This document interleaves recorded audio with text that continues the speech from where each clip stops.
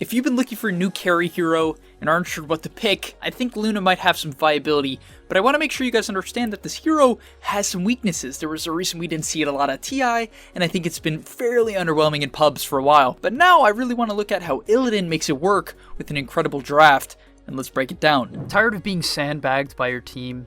At gameleap.com, we have pro guides covering some of the best heroes in the game to solo carry your ranked games, as well as, of course, specifically covering the carry role. Hit the discount link in the description below to steal the secrets of pros and start your climb today. First thing I want to look at briefly is the draft. You notice the enemy team has selected Tiny, Crystal Maiden, and Treant Protector, and Illidan's team has an Ogre Magi, Kunkka, Io, and Luna. Now, the one thing I want to make clear about this game is that the reason why I think Luna has viability here is primarily due to his team comp, right? Because personally, I don't think Luna is that great right now.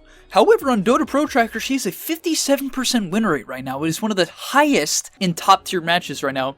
And as a result, there must be something about it. But if you look at the draft, it totally optimizes the hero. So if you're playing in a pub, you want to look for one or two of these synergies. They happen to have 4, and let's break it down. So a couple of things that Luna struggles with are the following: ability to sustain in the laning stage, ability to stay alive in team fights, and keeping your net worth above your opponents at a high level, because frankly, like, Luna can farm at the pace of other heroes, no problem. Glaives are fantastic, but she needs typically an item advantage to man up to a lot of heroes. Who do you think wins in a man fight?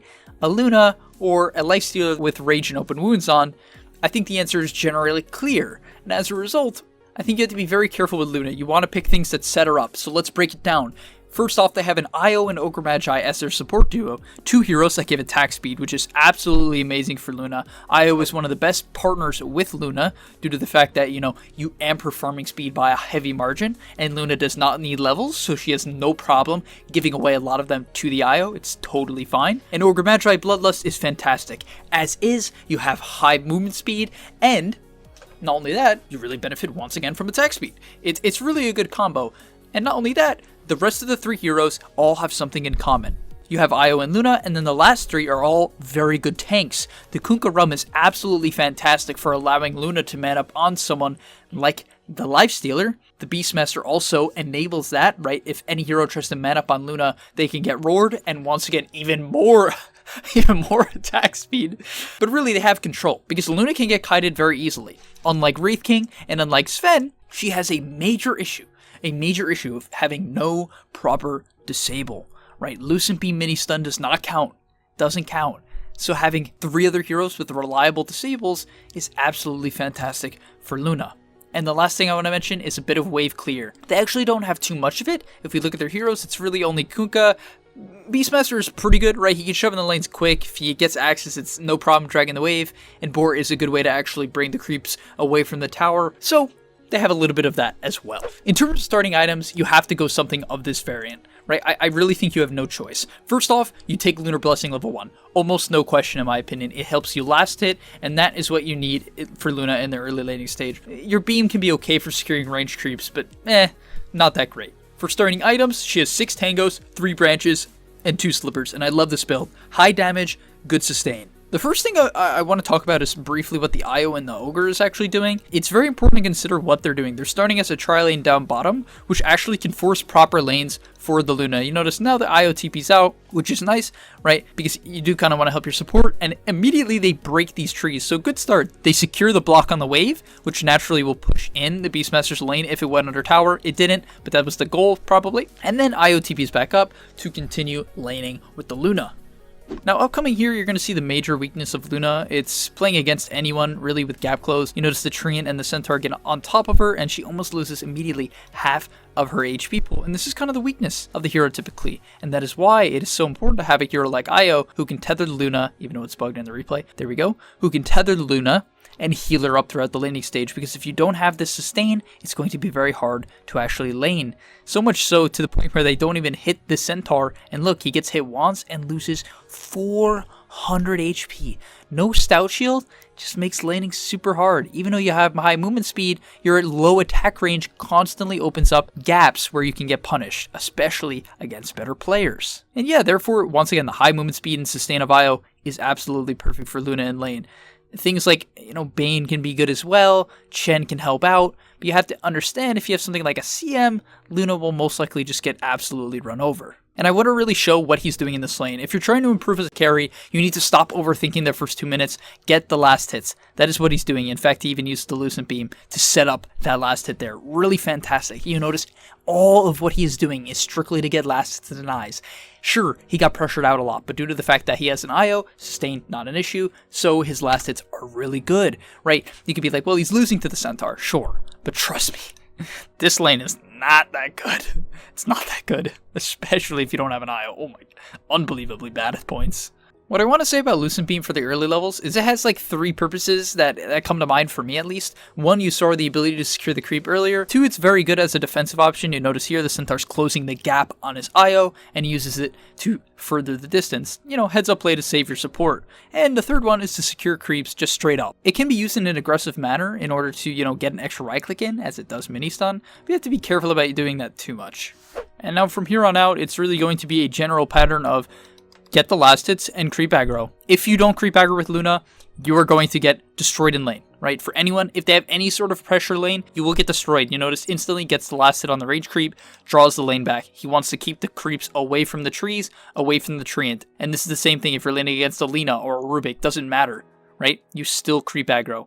And once again, using the Lucent Beam to secure the creep, second half, takes a second point in Lunar Blessing, and what this is really beneficial for is actually giving the IO insane HP.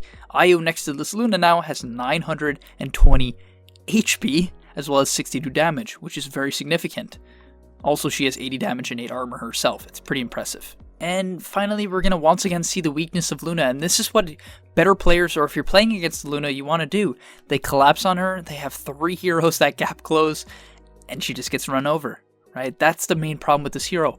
But in pubs, there's a complete lacking of coordination, right? There's a lacking of coordination, complete lack of ganks, but more importantly, there's a lack of pressure in lane, right? You simply won't get pressured as hard. So if you're playing Luna, relax, get the last hits, and jungle as soon as you can. Don't risk dying. Don't stay in the lane. Don't think you're going to outplay them. That's not what this hero does well. What this hero does well is jungle when she gets a lot of levels.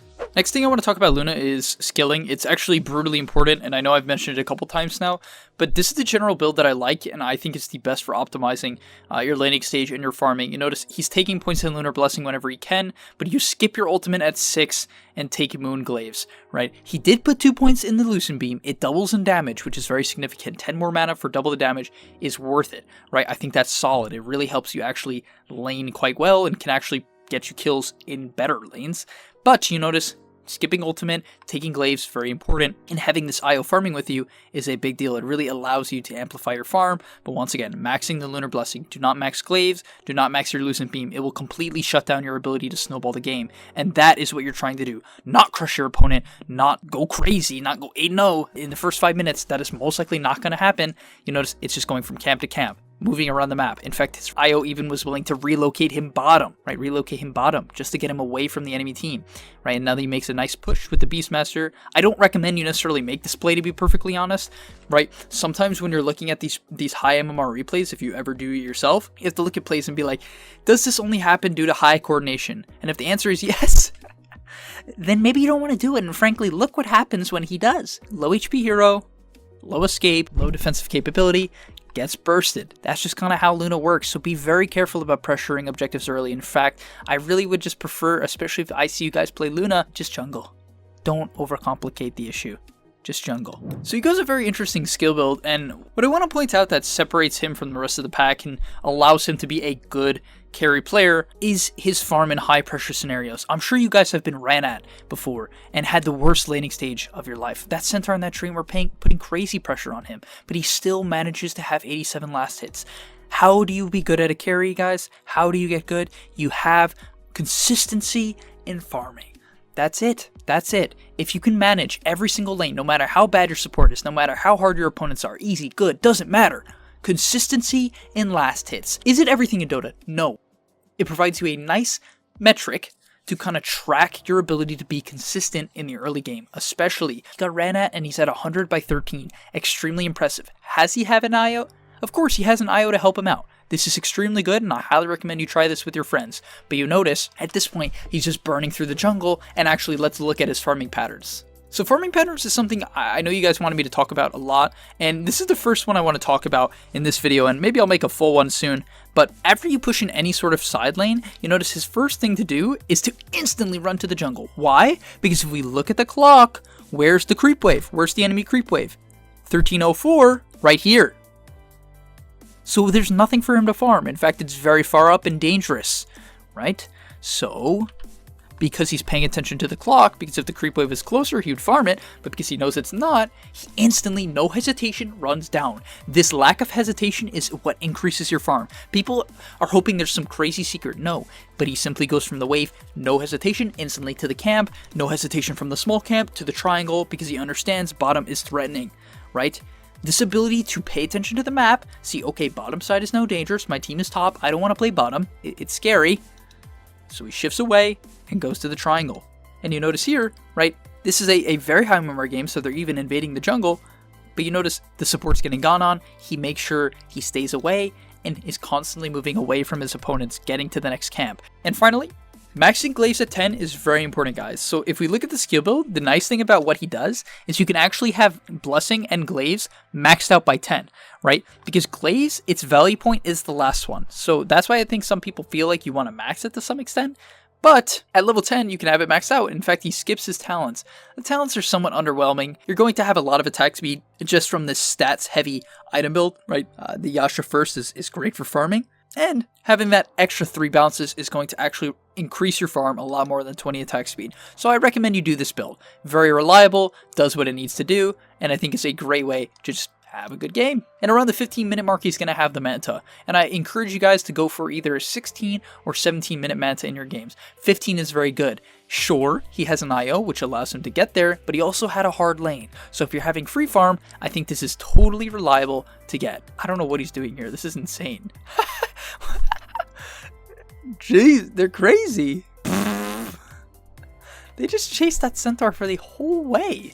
I don't necessarily recommend chasing kills like that, guys. It puts you in a very dangerous position. And, what is going on? Slayer just kills himself? I have no idea. This game is a real mess. If you want to go in MMR, I think it's good to make plays and sometimes play dangerous, but be very careful on a hero like Luna or Wraith King or Alk making plays. The benefit of your hero is typically your later game timings, not necessarily these early game, whatever this is, chase downs. I want to set up a little bit of a challenge for you guys if you're playing Luna. Now, yes, he has an IO, I understand, but at the same time, my man Illidan has 5 deaths. He's had a very hard game. He's trying to play very active, which I can respect to some extent. But in your pubs, I think it is significantly easier. If you're trying to gain MMR, don't overthink it and play the jungle. Use your Manta to shove in waves, which he's done multiple times this game, right? Use the Manta to shove the waves so you can stay safe, and then jungle. And what the challenge is going to be is to get at minimum 2 large items by the 23-minute mark, which he has gotten here today. If you can't get to that point without having 5 deaths, right? Because it's not that hard to have less than 5 deaths. You just have to stay in the jungle. Then you should be able to get this timing if you're moving from camp to camp. What I notice and what you guys will notice in your replays is the hesitation in movement. The best players lack this hesitation. In fact, what I should say is they've gotten rid of it. They have the ability to understand what they are going to do next. Now, in this upcoming fight here, we'll see how he plays it out. He has a BKB, and you notice he uses it to try to avoid the stomp of the centaur, but gets rooted. And I think this is kind of the issue sometimes with Luna. The lack of burst damage is a bit underwhelming, and you notice her BKB ends, and she gets shredded. So, once again, I really would love to make a bigger case for this hero, but I think it has some of these shortcomings. And what I'm going to recommend in your pubs in particular, if you do want to play this hero, is at minimum, strive for that 3 item timing before, right, the 3 item timing before you start to fight. It's sort of on Wraith King, where if you're playing a hero like Wraith King, don't fight before the Radiance. You're making your life hard. Even if it's somehow the right play, you're making your life hard. I think a lot of players just overthink Dota. They just make their lives hard. Listen to me. If you're a carry player, start thinking of your timings. Do I need a BKB here? Do I need a butterfly? Could a Scotty be good? Will a Satanic win me the game? And I think any of these items on the Luna here would be fantastic, right? She already has the BKB, so maybe a Satanic, Scotty, Butterfly, all would be extremely useful. I think the Satanic would be great for this game. But in this game, he's trying to be very active. He's playing with his team. You could tell this is a captain's mode game. This is not your average pub. And that's the big difference. In your pubs, I really want to create a reframe here. And that is helping your team is very often a detriment to the game plan. People think helping their team directly helps their team, or directly helping their team causes direct positive results. No, there's often a clear disconnect there for carries. You staying away from your team enables them to actually create space for you. Because if you were fighting with them, how can they create space for you? Now, of course, if you're playing a Juggernaut or a Void and you have your Omni / your Chrono, maybe make a play. But other than that, you very often want to wait for your timings and explode the game. Come out of the gates and destroy a fight. The next big step that I want to talk about that is very important for carry players is clock management. In fact, this is very important for everyone. If you don't look at your clock, make any sort of note around you that you need to start looking at it. Clock management and the ability to pay attention to time is unbelievably important for every bracket. If you can see, like this Luna here, or get this stack, it's going to increase your farm. She stacked it at like 58 or 57. It's insane. But her clock management allowed her to get there. And this is going to get her to her next timing that much faster. And that's Dota in a nutshell. If you don't care about these type of things, or you don't care about like dropping your items when you shrine, or shipping out of clarity when you're low on mana, or popping your clarity when you go to pull, or, you know, eating that tangle when you only take 100 damage in the lane. These little things separate you from the next bracket. Stop thinking it's that big decision. Stop thinking it's the, you know, the fact that you lost one Roche fight. Yeah, of course it matters. But the little things are what's actually trackable and easy to improve. Now, the next thing that I find very interesting is that he goes Butterfly as his third item, even though he was getting bursted. And I believe at this point in the game, he believes his timing is more so around the fourth timing, where he wants to use the Butterfly to amplify his farm. And you might be like, well, this is even more greedy. He might get run over. But his team has a fantastic late game timing due to the fact that they have so many Luna buffs. So once they get 4 items, I'm very confident, and it seems like he's confident as well, that he can no problem man up on the entirety of the enemy team. And one of the main goals of Luna coming into the mid game, and typically around this 30 to 35 minute mark, is when you're going to have your 3 to 4 item timing spike. Now in this game, once again, 6 stats, sort of low CS for this timer in the game, but that's because he kind of adjusted his play to play around his team and shut down the enemy team, right? That's a dangerous play style in pubs, which we've talked about, but how he goes high ground here I think is key. Very cool, very calculated, and let's kind of break it down. So you notice he gets hit by this Treant ult, and they see a gap to go on him, right? They land the X on the Treant, they see him as a key target, right? And because he sees this key target, he instantly runs and tries to burst the Treant. Now, it's a bit of a failed attempt, right? However, once they see this failed attempt, they don't get impatient. Even though they have Aegis, they kite backwards. Right? I think this is one of the biggest mistakes of the majority of players. When they have Aegis, even if they commit spells, they keep going. In fact, it even relates to the point of initiation. If you're an initiator and you stun, just because you got a pick off doesn't mean you're stronger, because you have no more stun. You have no more blink. Therefore, you are weaker.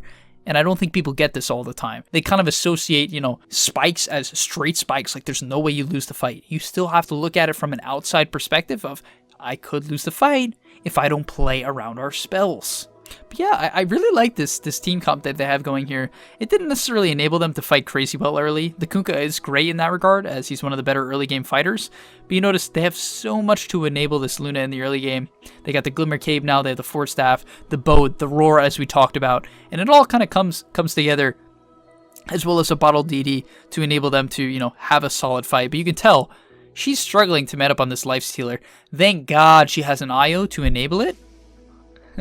But you notice, long run still ends up dying, and that's a big problem with Luna. You really lack the ability to get in and out, and that's why you really want to build a 5 to 6k net worth lead on this hero. Right? You have the capability to do it, and that's why clock management and no hesitation when farming is the key on this hero. I think it's very similar in a hero like Alchemist or Wraith King. If you have low hesitation and stick to the game plan, you win on flash farmers. So the next thing I want to talk about is BKB usage. Unfortunately here the replay is bugged, but we'll see based on the cooldown when he actually uses it. And I talked about this briefly in the video I made about Ana. You notice the first thing he does is he mantas. I like that his first reaction is manta, because he understands the only direct threat to him is either a tiny toss or a centaur stomp. So he can hold the BKB and kite the enemy team in until he sees one of those threats. And that's exactly what he does. This patience enables them to win the fight. And you notice only now when the Centaur is getting in range for the stomp is when he pops his BKB. Beautiful. That is beautiful. And those little things win Dota. right? He held it literally until the last second animation of the Centaur. In fact, he even got the Centaur to commit the stun. Even better. And that's all about identifying your threats. You have to know when I have this BKB timing, what threatens me. And if you can identify that, the game becomes so much easier. It's pretty funny because he can't move in this fight. He's just getting constantly rooted by either CM or the Treant. But really, I mean, in general, he's doing a good job of kiting back, kind of staying in the fight. I think this wand is a good purchase on the Luna that he has. And even though the fight doesn't work out perfectly, he's still able to contribute from the side and stay alive, which is the big picture here, right? If he ends up dying here, game might not go in their favor. And this is the big advantage of Luna, right? We'll notice that if I look back at the scoreboard, this game ends in around 10 minutes, right? And as a result, it might be like a bit shocking. However, once you've taken one lane of racks, all it takes is one big fight on Luna to win the game. And that's why I really highly incentivize, if you're playing with a Luna, to get a smoke gank going and try to take a fight by the throne. Right, if you can force a fight, I'm going to move over the camera. In this general area, if you can get a pick off either based on this high ground, like ward up this high ground and get a pick here, or you can, especially after you shove in mid, or you can get one around this ward, you're instantly able to transition into mid, run down mid, and potentially even go for the throne. And that is kind of enabling these heroes. It's one of the main advantages of Luna. Next up here is my probably favorite play of the game, even though it's one of the most basic plays of the game. It's his ability to identify farm in a situation that might not have been clear to too many players. So here he gets a really nice relocate out after killing off the CM. Beautiful play, creating rotations, forcing the life stealer back from bottom, and instantly, once again, this is the low hesitation I talked about, sees the open lane. Carry players identify the open lane. The best of the best carry players see the lane that is shoved, they see the safest farm. Right? And this enables him to get towards that fourth item that I talked about, that fourth item spike of Luna, where she has the DPS of a butterfly and then one more item on top to really enable her to man up, which it seems like she'll be going for an MKB in this particular game. Right here, quick little example of clock management. Again, just want to show this off and see why it's so important. Loosen beam, paying attention to the clock, gets him the stack. Huge amplification of his farm. Alright, we're going to wrap up the video with this one final fight, as well as the throne exploding. And let's look through it. So, target priority is a big question I get from a lot of players, and I think it's because it's one of the most confusing things of Dota. So, first off, I like the initiation from the Beastmaster. He understands, if we look at the CM, she provides the utility of the Force Staff and backline kite for the Luna, right? Even though, you know, she isn't underfarm CM, she still provides a very large threat for the actual Luna. The Treant's already dead, which I think is a better jump because he provides even more threat to their win condition, which is the Luna, with all of his roots. But in general, I think that's a very smart jump and a very clear immediate target priority of the long-term threat for Luna, right? The long-term of the long-term drawn-out fight, CM will probably provide the most threat and is the easiest to burst. And now they're able to force another dieback on the CM. And yeah, this is where the game starts to get out of control for the Luna, right? She has another 5k gold and is finally at the point where she has this BKB plus Satanic. I think this, like, when you get Satanic on Luna, honestly, even the MKB seems a bit greedy to me, but it is pretty necessary against the Halberd, as well as, you know, some of the other evasion. The MKB is very good against the Lifestealer, as he has something like the Halberd, which can create a lot of issues for the Luna. So I get why he bought the MKB. However, I think the Butterfly plus Satanic combo is a huge spike for Luna and allows you to man up on the majority of heroes, especially if you're keeping your farm up. And yeah, that's going to be the end of the game here. But I really like the draft from Illidan and his friends. And as a result, I want to see you guys try this in your pubs. So if you happen to give this a go, Luna, let me know in the Discord. I'd love to talk to you guys and see your results. Yeah, ping me there. Thanks for watching. It's time to take control of your games by mastering the carry role. At gameleap.com, we have hundreds of pro guides covering position 1 heroes, as well as an entire course dedicated completely to the carry role. Stop losing in the late game, period. Click on this link right now to take advantage of our special offer for a 25% discount and unlock your unfair advantage.